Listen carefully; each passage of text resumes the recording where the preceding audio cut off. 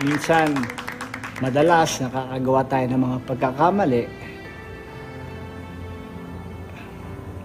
Parang nakakalimutan na natin yung mga pinangarap natin sa buhay.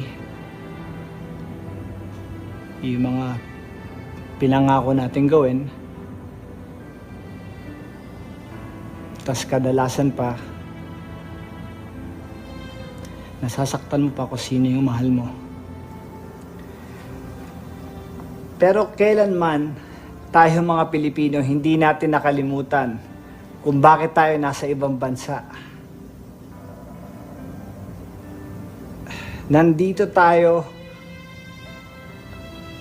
para sa mga mahal natin sa buhay.